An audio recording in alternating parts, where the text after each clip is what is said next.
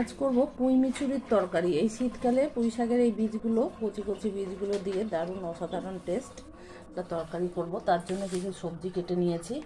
ছোট বেগুন ছিল, সেই একটা বেগুনকে দুফালি করে করা আছে। ছোট ছোট বেগুন, সেই বেগুন নিয়েছি, এই সাইজের বেগুনটা দুফালি করা। আর তার সাথে কুমড়ো, বরবটি আর নতুন ছোট আলু কিছু আমি এর সাথে দিয়ে দেব। পেঁয়াজ, পুঁই মিচুরিগুলো ছোট ছোট করে কেটে নিলাম। এর সাথে দেবো পেঁয়াজ পাতার গোড়াটা। পেঁয়াজ পাতার যে কচি পেঁয়াজটা, গোড়াটা আমি কেটে দিয়ে দিলাম।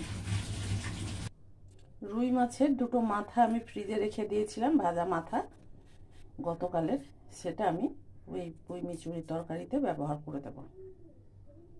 তেল দেখো গরম হয়ে গেছে, সর্ষের তেলে রান্নাটা করব। তাতে 5 ফোড়ন আর তেজপাতা তেলে দিয়ে দিলাম। তেলের গন্ধ বেরোতে সবজি দিয়ে দিলাম, পুঁই মিচুরি দিয়ে দিলাম, আর দিলাম নতুন আলু। সবজিগুলো ভালো করে ভাজা ভাজা করে নেব। আর কয়েকটা পেঁয়াজ দিয়ে দিলাম, আর দিলাম 1 ইঞ্চি মতো আদা গ্রেট করে। কয়েকটা কাঁচা লঙ্কা ভেঙে আমি দিয়ে দিলাম। এবার কিছু মশলা, শুকনো মশলা অ্যাড করে দেবো। নুন আর হলুদ দিয়ে দিলাম আমি পরিমাণ মতো। একটু জিরে আর একটু ধনে গুঁড়ো আমি দিয়ে দিলাম।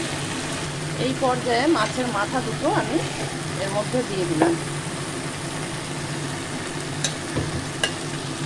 সবজি দিয়ে ঢাকা দিয়ে দেবো, নিচে করে দেবো।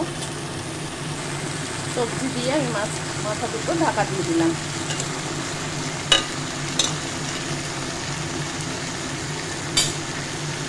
অল্প পরিমাণ লাল লঙ্কা দিয়ে দিলাম পরিমাণ মতো জল। এবার মাছের মাথাগুলোকেও ভেঙে দেব।